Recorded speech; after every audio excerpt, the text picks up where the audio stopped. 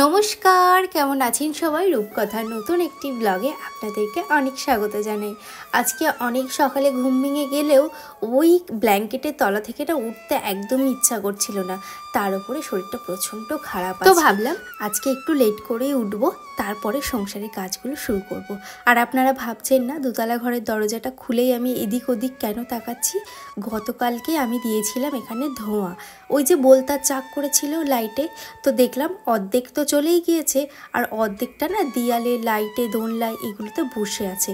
তো ভাবছি আজকে একটু ধোঁয়া দেবো, তাহলে ওগুলোও চলে যাবে। ওদিকে গাছে জল দেওয়া হয়ে গেছে, এবারে ছাদের যে গাছগুলো আছে সেগুলোতে জল দেব। আর জানেন তো, যে টবগুলো আসার কথা সেগুলোতে এসেছে, তবে আরও বেশ কিছু টব অর্ডার করা আছে, সেগুলো বড় টব, এই বড় গাছগুলোর জন্য। তো ওগুলো এখনও আসেনি। আর গতকালকেই আমার খুব পছন্দের কিছু টব এসছে, সেগুলো আপনাদের সাথে শেয়ার করব। আর এদিকে মুখ ধুয়ে চলে আসলাম, চা বসিয়ে দেব। আপনারা অনেকেই বলেছেন যে দিদি সত্যি শীতকালে চা ছাড়া একদমই চলে না। সত্যি গো, তোমাদের সাথে আমিও একমত। আমার মতন কে কে চা লাভার আছে অবশ্যই আমাকে কমেন্ট করবেন। আর শীতকাল হলে তো কথাই নেই, চা একবারের জায়গায় 5 বার দিলেও আমার মুখে না হবে না। তো সবসময়ের জন্য আমি হ্যাঁই বলবো যে ঠিক আছে, আমি চা খেতে রাজি আছি। আর এদিকে দেখুন একটু বাটার দিয়ে পাউরুটিগুলো সেঁকে নিচ্ছি, ভীষণ ভালো লাগে জানেন তো। তবে হাজব্যান্ডকে ওই বাটারটা গলিয়ে তারপরে পাউরুটির ওপরে দিই। আর দেখুন ওই যে কাগজের বাটারগুলো থাকে তো কেমন যেন একটা হয়ে যায় কাগজটা, সেই জন্য এরকম টিফিন বক্সে করে রেখে দিই। আর এদিকে 2টো পাউরুটি নিয়েছি আর সাথে লিকার চা। এবার থেকে ভাবছি একটু চিনি ছাড়াই চা খাবো, তো ওই হয়ে উঠছে না জানেন তো। মনে হয় আজ না কাল, কাল না পরশু এরকম করছি।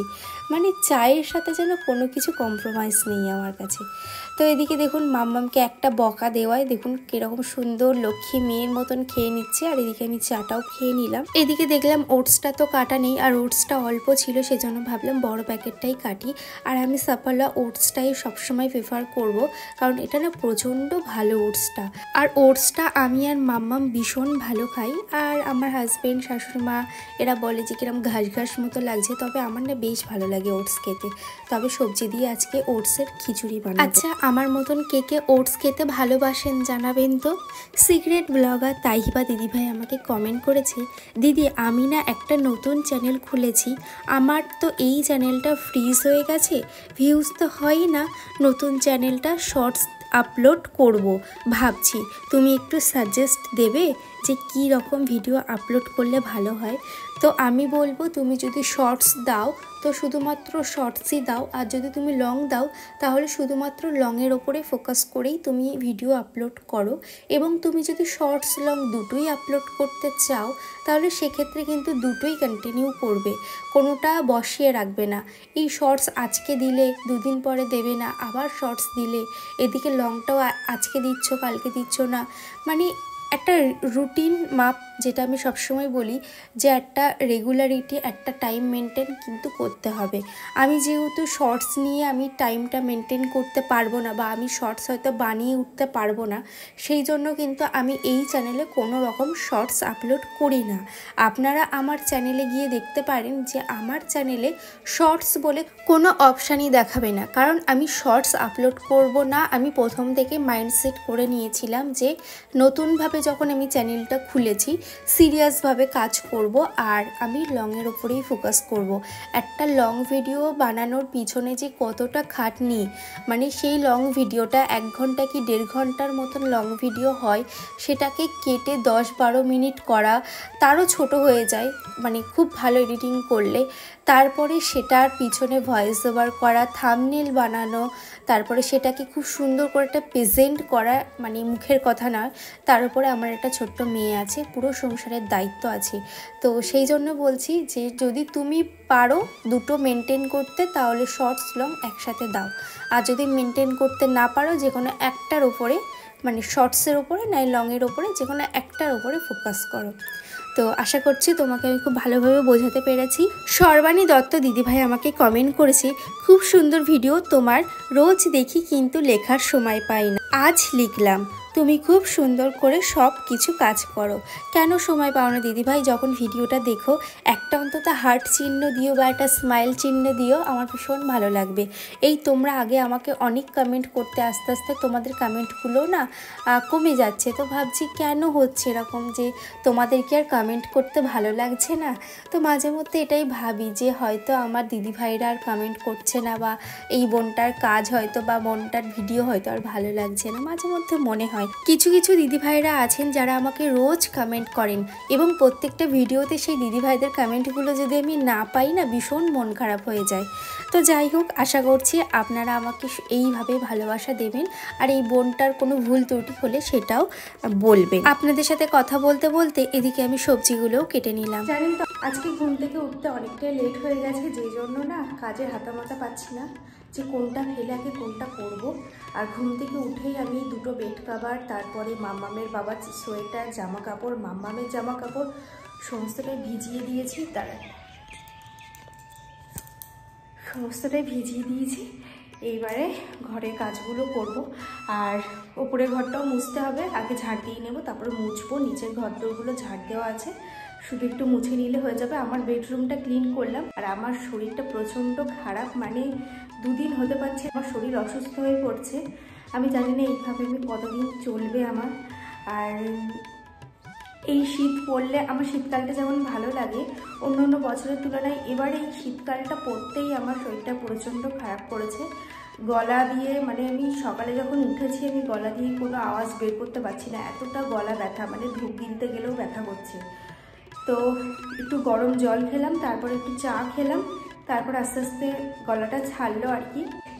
মাম্মাম গেছে ওর বাবার সাথে বাজারে, কি আনি দেখি, তারপরে রান্নাবান্নাগুলো করবো। ফুলকপি আলু কেটে রেখেছি, ওগুলো দিয়ে একটা মাছের ঝোল করে নেব।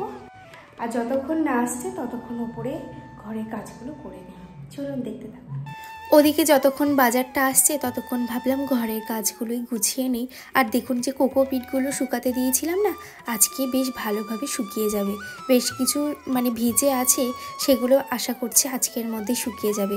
গাছগুলোতে আমি গতকালকেই দিয়ে দিতে পারবো। আর ওদিকে আমার আগারোর প্রোডাক্টগুলো রেখে দিয়েছি, আর এদিকে ঘরটাও ভালো করে মুছে নিয়েছি। আর এই যে ঘরের মধ্যে যদি গাছ থাকে না, আমার ভীষণ ভালো লাগে, মনে হয় ঘরটা একটা প্রাণ ফিরে পেল।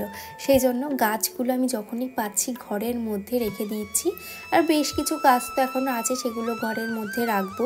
আর এই যে লিভিং রুমটা আমাদের আছে না, তো এটাও ভাবছি খুব সুন্দর করে ডেকোরেট করব। রাই দাস দিদিভাই আমাকে কমেন্ট করেছে, তোমার সব ভিডিও খুব সুন্দর হয় আর দেখতেও ভালো লাগে, আর অনেক কিছু শেখাও যায়। থ্যাংক ইউ দিদিভাই, এইভাবেই আমার পাশে থেকো। পম্পা দিদিভাই আমাকে কমেন্ট করেছে, আমার ভিডিওটা আপলোডে বসিয়ে দিয়ে তোমার ভিডিওটা দেখে নিলাম, খুব ভালো হয়েছে বন্ধু, এইভাবে এগিয়ে যাও। থ্যাংক ইউ দিদিভাই, এইভাবেই আমার পাশে থেকো। আর বললাম না গতকাল টবগুলো এসছে, তো ভাবলাম আপনাদের সাথে শেয়ার করি। আমার হাজব্যান্ড বললো টবগুলোতে এখন গাছ লাগাবে, তো ভাবলাম যে দাঁড়াও আমার দিদিভাইদের একটু দেখিয়ে নেই যে টবগুলো কেমন। তো ভীষণ ভালো এসছে। এর ভিতরে ছোট ছোট টব দেওয়া যাবে, ওই যে প্লাস্টিকের টবগুলো ছোট ছোট বার করলাম না, ওগুলো এর মধ্যে বসাতে হবে, তারপরে মাটি দিতে হবে। ডাইরেক্ট এই টবগুলোর মধ্যে মাটি দেওয়া লাগবে না, আপনাদের সাথে ডিটেলসে পরে শেয়ার করছি। এদিকে চলে আসলাম রান্নাঘরে, বাজার থেকে নিয়ে এসছে বড় বড় ট্যাংরা মাছ। কী যে ভালো লাগে জানেন তো, এত বড় বড় ট্যাংরা মাছ, আর পেটের মধ্যে ডিম থাকে। আর মাছের ডিম খেতে আমার ভীষণ ভালো লাগে জানেন তো। সৌমালি দিদিভাই আমাকে কমেন্ট করেছে, খুব সুন্দর লাগলো বোন ভিডিওটা, থ্যাংক ইউ দিদিভাই, এইভাবে আমার পাশে থেকো। সৌরভী দিদিভাই আমাকে কমেন্ট করেছে, বেগুনের ঝালটা দেখে লোভ লাগলো, বানাতে হবে একদিন। সত্যি এইভাবে একদিন বেগুনের ঝাল করে দেখবেন, বেশ ভালো হয়। দীপানিতা দে দিদিভাই আমাকে কমেন্ট করেছে, প্রতিদিন ভিডিও দেখি কিন্তু প্রতিদিন কমেন্ট করা হয় না, খুব ভালো লাগলো তোমার ভিডিও, থ্যাংক ইউ দিদিভাই, এইভাবে আমার পাশে থেকো। পুচকু গুড্ডি আমাকে কমেন্ট করেছে, খুব সুন্দর হয়েছে, আজকে আমি হাজির হলাম তোমার ভিডিওতে, বেগুন ভাজাটা দারুণ লাগলো, এত কম তেলে ভাজা হয়ে গেল। সত্যি গো, আমি তো পুরো অবাক, আর ভয়ও লাগছিল যে এত কম তেলে আদৌ হবে তো, পুড়ে যাবে না তো। তো তারপরে দেখলাম খুব সুন্দরভাবে এয়ার ফ্রায়ারে বেগুনগুলো ভাজা হয়েছে। সুস্মিতা দিদিভাই আমাকে কমেন্ট করেছে, বেগুনের ঝালটা বেশ ভালো হয়েছে, থ্যাংক ইউ গো। আর আর এইভাবে তোমরা আমার ভালোবাসা দিও। আর এবার থেকে না একটা করে রেসিপি আপনাদের সাথে শেয়ার করব যখন পারবো। আর এদিকে দেখুন ফুলকপি আলু দিয়ে ট্যাংরা মাছের ঝোল করছি। ছোটোবেলায় মা এটা ভীষণ করতো। তো ছোটোবেলায় আমিও মায়ের পাশে বসে জানেন তো ছোট ছোট খেলনা মাটি নিয়ে খেলনা করতাম আর ভাবতাম আমিও বড় হব যখন মায়ের মতন এরকম বড় বড় হাঁড়ি কড়াইতে রান্না করব, ঘরদোরগুলো গুছিয়ে রাখবো। তো এখন সেই সব স্বপ্নগুলো না দায়িত্বে পরিণত হয়েছে। সংসার মানেই একটা দায়িত্ব। ওই ছোটোবেলায় খেলনা মাটি খেলতাম, ওটাই যেন স্বপ্ন ছিল এখন মনে হচ্ছে। ছোটোবেলাটাই স্বপ্ন ছিল, বড় হয়ে সংসার করাটা একটা দায়িত্বের মতো। যাই হোক, এদিকে দেখুন গ্রিলটা তো একদম যাচ্ছে তাই হয়েছিল। তো ভাবলাম একটু তোমার ভিমবার জেল দিয়ে খুব ভালোভাবে একটু ঘষে নেই। তো দেখলাম খুব সুন্দরভাবে পরিষ্কার হয়েছে জানেন তো। আর এদিকে দেখুন রান্নার পরে যে বাসনগুলো পড়েছিল সেগুলোও মেজে নিলাম। জয়শ্রী দিদিভাই আমাকে কমেন্ট করেছে, খুব সুন্দর, থ্যাংক ইউ দিদিভাই, এইভাবে আমার পাশে থেকো। রুমা দিদিভাই আমাকে কমেন্ট করেছে, দারুণ হয়েছে দিদিভাই। সবাইকে অসংখ্য ধন্যবাদ আমাকে এতটা ভালোবাসা দেওয়ার জন্য। সিম্পলি দীপা আমাকে কমেন্ট করেছে, ইনডোর প্ল্যান্টগুলো খুব সুন্দর হয়েছে, থ্যাংক ইউ দীপা। মাম্মাম কি বললো তো শোনাই গেল না। হ্যাঁ গো, ওই জায়গাটার মিউট হয়ে গেছিলো, আমি না পরে আর লক্ষ্য করিনি। তুমি বলাতে তারপরে আমি গিয়ে আবার লক্ষ্য করলাম। স্নান করে আসলাম আর এখানে চুলটা তো ভিজে, আর শীতকালে যদি চুলটা ভিজে অবস্থায় রেখে দিই না আমার ঠান্ডা লেগে যাবে। সেই জন্য ভাবলাম আগারোর এই হেয়ার ড্রায়ারটা দিয়ে আমি আমার চুলটাকে ড্রাই করে নিই।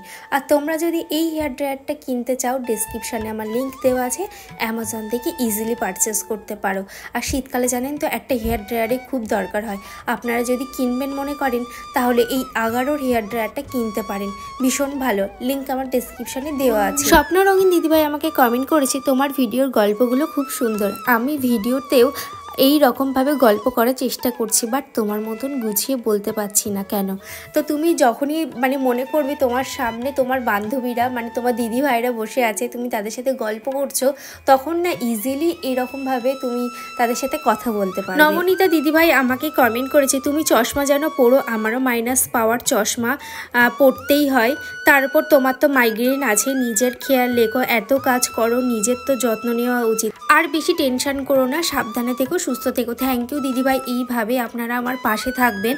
আর আজকে অনেকের কমেন্টগুলো পড়তে পারলাম, নেক্সট ব্লগে বাকি কমেন্টগুলো পড়ে নেব। এবার থেকে ভাবছি এই ব্যালকনিটা পুরোটাই গাছে ভরিয়ে দেব, পুরো গার্ডেন মতন করে দেব, দেখি কতদূর কি করতে পারি। আর জামা কাপড় তুললাম।